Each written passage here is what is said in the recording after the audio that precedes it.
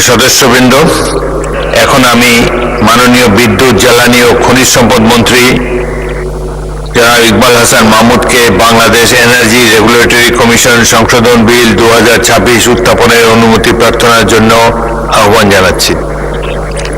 মাননীয় স্পিকার, আমি ইকবাল হাসান মাহমুদ, বিদ্যুৎ, জ্বালানি ও খনিজ সম্পদ মন্ত্রী, বাংলাদেশ রেগুলেটরি কমিশন আইন 2003 এর অধিকতর সংশোধন কল্পে আনিত একটি বিল, বাংলাদেশ এনার্জি রেগুলেটরি কমিশন সংশোধন বিল 2026 উপস্থাপনের জন্য আপনার অনুমতি প্রার্থনা করছি। ধন্যবাদ মাননীয় স্পিকার। মাননীয় মন্ত্রী, আপনি বিলটি উত্থাপন করুন।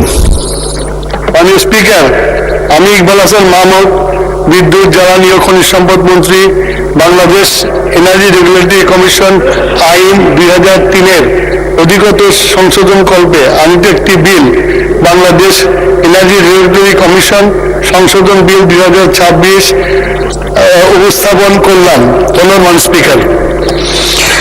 বাংলাদেশ এনার্জি রেগুলেটরি কমিশন সংশোধন বিল 2026 সংসদে উত্থাপিত হলো।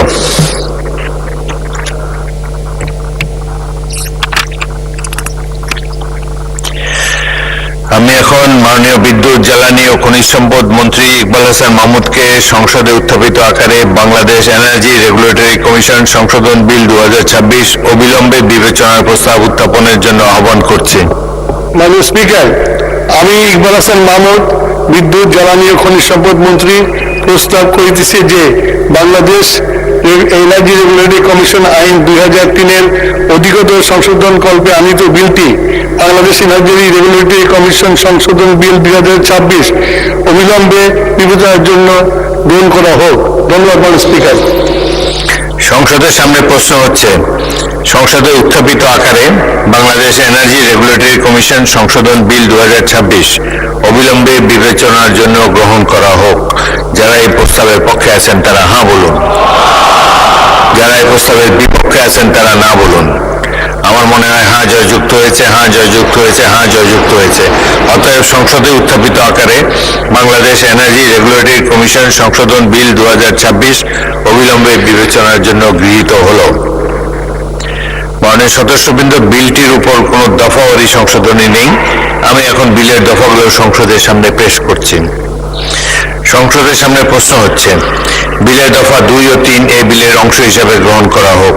যারা এই প্রস্তাবের পক্ষে আছেন তারা হ্যাঁ বলুন, যারা এই প্রস্তাবের বিপক্ষে আছেন তারা না বলুন।